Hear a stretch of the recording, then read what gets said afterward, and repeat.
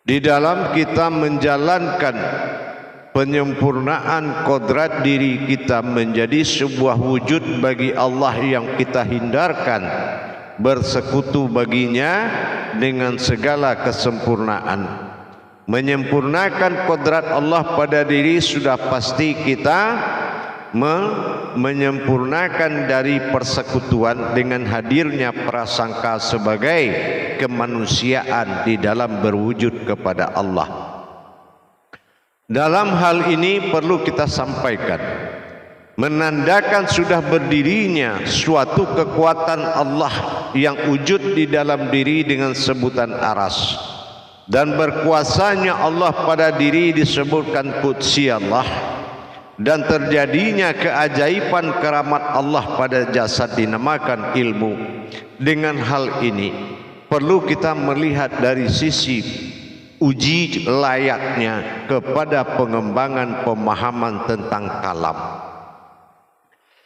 Bagaimana yang dikatakan kalamullah itu, yaitu berbicaranya suatu wujud Allah dengan alam berupa kejadian. Ini dinamakan kalam. Batasan kalam ini adalah kodrat kejadian yang ada wujud pada alam, maka dinamakan ini kalam atau ayat yang tidak terputus. Ayat yang tidak terputus adalah kalam. Tetapi kalau kita lihat dari sisi Al-Quran, itu adalah ayat yang sudah ditutup. Ayat yang sudah ditutup dengan jumlah surat dan jumlah ayat. Apakah tidak ada lagi ayat dengan Allah? Meskipun Al-Quran sudah ditutup dengan 6.666. Inilah yang dikatakan kalam.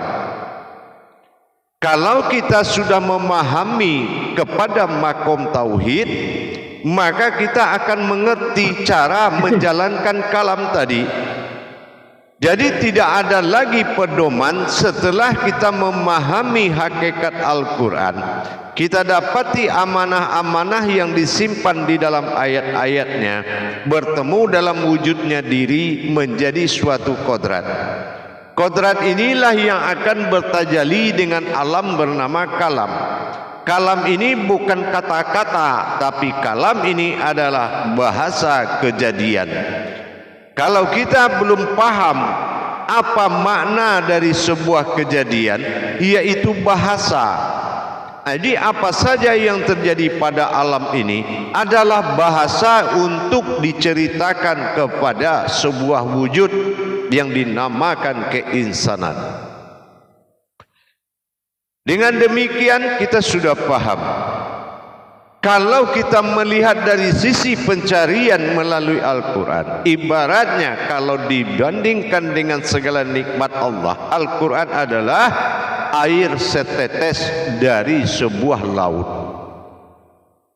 Tetapi dalam pemahaman kewujudan Tuhan pada diri, ini adalah kita menguasai dan menyempurnakan tiga syarat tersebut untuk dasar kita bisa berkalam kepada alam. Kalau begini anginnya, bahasanya begini. Kalau begini model hujannya, ini bahasanya. Allah sedang bercerita, ini bahasanya. Kalau begini kejadiannya, ya ini bahasanya.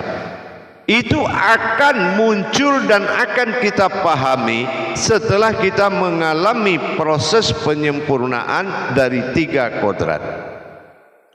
Pertama, terjadi proses aras atau kekuatan, yang mana bersumber seluruhnya kepada kekuatan yang ada pada kodrat diri kita. Itu adalah wujud batin sir pada qalbi. Ini harus sempurna. Nah, yang kedua adalah qudsi atau kekuasaan, jatuhnya pada kodrat iradat. Iradat di sini adalah alam iradah, alam rohani atau alam zat. Apakah sudah berkuasa rohani kita terhadap zatnya Allah? Nah gitu. Apakah kita sudah dikuasai atau kita sudah menguasai? Ini namanya alam iradah, kodratnya adalah qudsi. Qudsi itu kekuasaan. Contoh kekuasaan adalah pandangan. Berkuasa mana pandangan penglihatan dengan akal, dengan pandangan hayatnya terhadap wujudnya. Nah, ini berkuasa mana?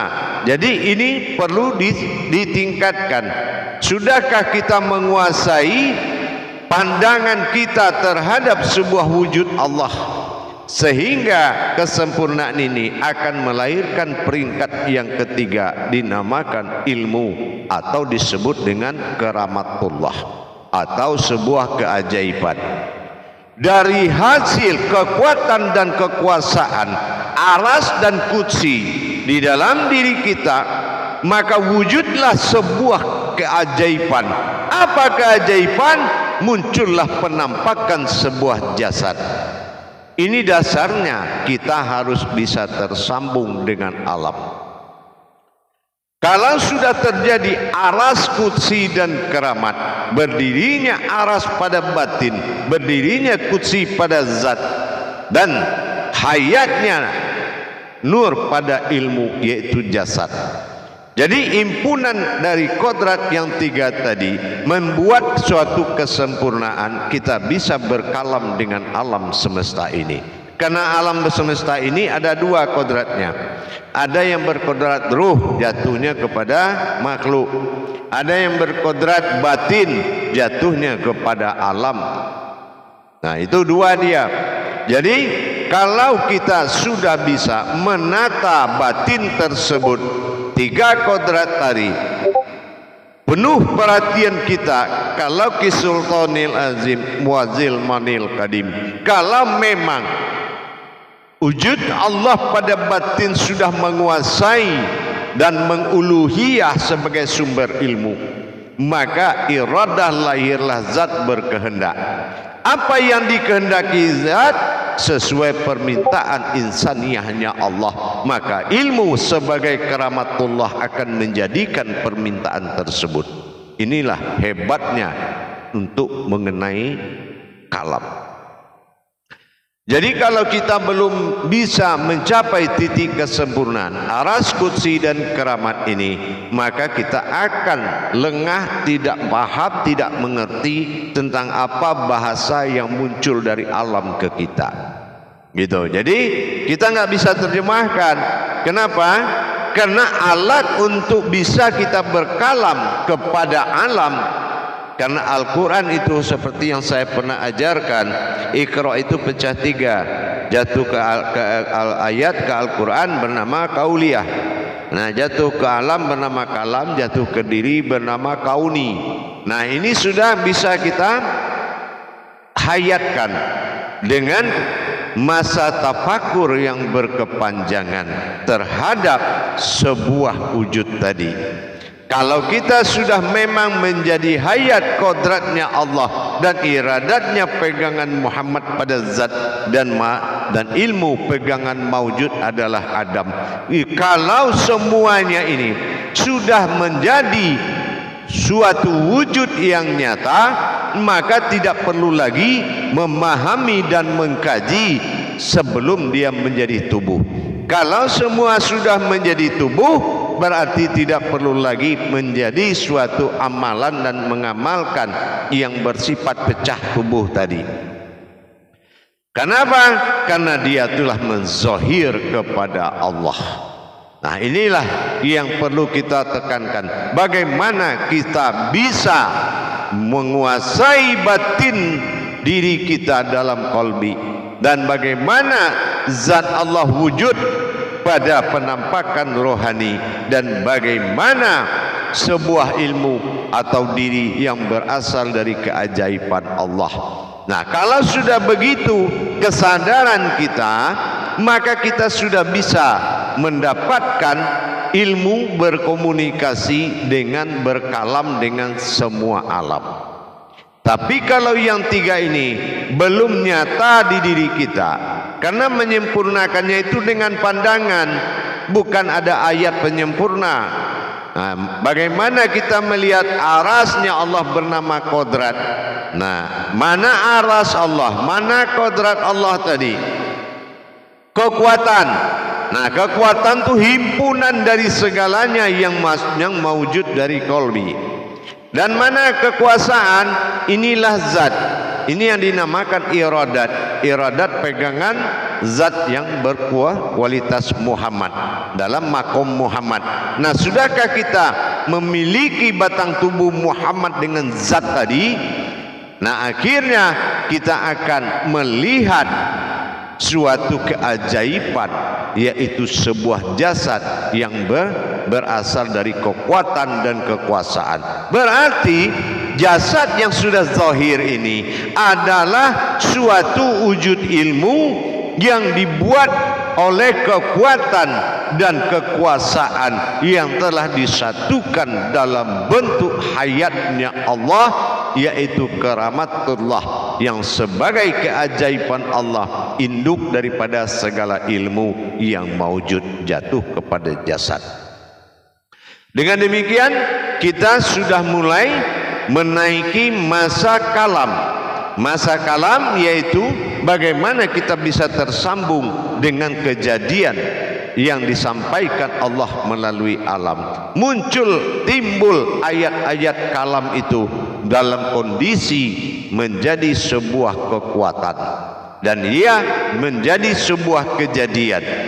Ya, kalau dia sudah menjadi kejadian, berarti tugas kita dalam penyempurnaan kodrat iradat ilmu ini sudah menjadi sebuah hayatullah. Nah, jadi kalau dia sudah menjadi hayatullah, berarti kita sudah bisa berkomunikasi batin dengan kalam atau suatu kejadian.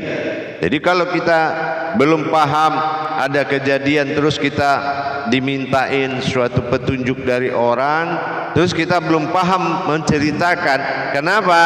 Karena dia belum bisa tunduk dan patuh ke kita, karena kodrat iradat ilmu ini adalah sebuah wujud yang nyata menjadi Rabbil Alamin. Nah, ini yang harus dipahami.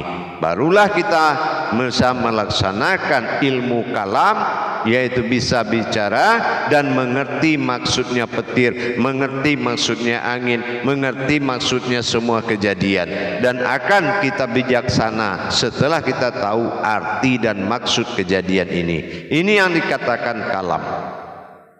Jadi dengan demikian, bagaimana kita bisa melihat titik tiga tadi berwujud dari satu titik, ya, dengan kita melihat kodrat iradat ilmu tadi, membuatlah kita bisa berkalam dengan segala batin dan segala ruh yang ada di muka bumi ini.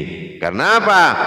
Tiga kalam itu mengantarkan kita ke Rabbil Alamin, yaitu penguasa dari sekalian alam, Tuhan dari sekalian alam. Sudahkah kalam ini menguasai? Karena dari batin itulah munculnya sebuah kauni, dan kauni ini akan berkalam. Nah, bagaimana kita mendirikan kekuatan Allah sehingga dia bisa menundukkan zat dan nur yang ada di atasnya? Makanya aku berdiam, kata Allah, di yang di atasku ada aras. Nah, itu yang dimaksud. Yang kedua, itu yang pertama menyempurnakan, ya, sebagaimana kita bisa merasakan kodrat Allah ini adalah kodrat yang paling terkuat. Nah, namanya adalah kodrat. Nah, wujudnya adalah yaitu batin atau sir yang ada dalam qalbi ini. Dia derajatnya lebih tinggi. Nah, di mata kita itu harus dilihat dan harus diakui derajat daripada batin yang ada di dalam qalbi itu adalah derajatnya yang sangat tinggi. Yang kedua, kita sadari dengan zat yang disebut dengan ruhani. Nah, ruhani ini adalah kekuasaan. Apakah batang tubuh zat yang berwujud tubuh ini sudah bisa di mata hati kita, derajatnya adalah penghulu dari segala yang terjadi, yaitu asal usul batin semua terjadi. Nah, ini adalah zat, ya. Zat ini adalah sumber hidup, sumber hayat, Nah, ini rohani kita. Apakah sudah ada pandangan derajatnya ke situ? Nah, yang ketiga, untuk melihat yang dua ini cukup dilihat tubuh, karena dia adalah sudah semaujud menjadi kodrat ilmu yang dinamakan karamatullah, yaitu sebuah jasad yang terjadi dari keajaiban. Sudahkah kita punya iman itu? Seorang yang berasal dari